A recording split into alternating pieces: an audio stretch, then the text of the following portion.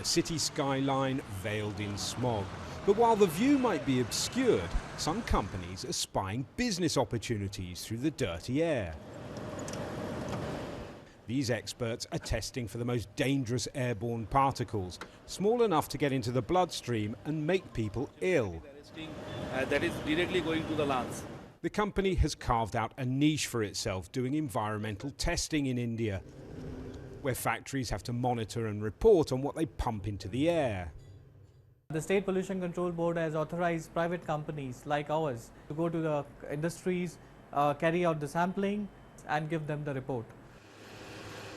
Enforcing limits on pollution doesn't always happen, but SGS says companies with an international reputation to protect don't want to be seen as exploiting lax regulation. They want proof that they're conforming to a higher set of standards. It's good for their brand image and good for SGS. There are many instances where large projects has been shelved or has been delayed, which had a huge impact on return on investment. There are large organizations who see non-compliance to environmental regulation as a risk for their business continuity.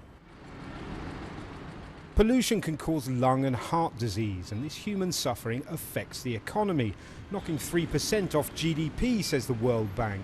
If those figures are correct, those tiny airborne particles cost India $60 billion a year. This consultancy advises firms and investors on environmental issues, and it warns companies that failing to take that seriously will harm them in the long run. Your right to do business, your license to operate, all depends on how you manage these issues, and increasingly so.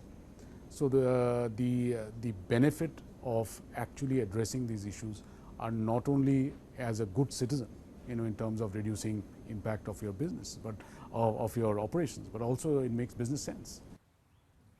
When people want to escape Delhi's pollution, they come to one of the city's many parks, and that makes sense because plants produce the oxygen that we breathe. At Pahapur Business Centre, they've brought the park indoors. Filtered air is passed through this rooftop greenhouse and is piped, oxygenated into working spaces below.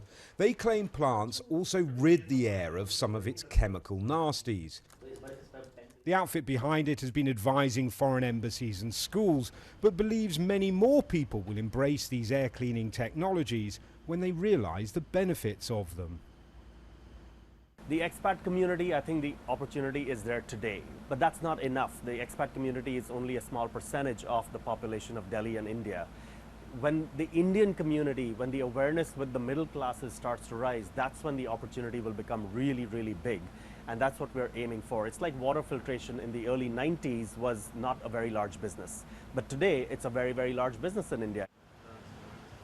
Monitoring air quality and consulting on environmental issues could help alter behaviour and improve the environment.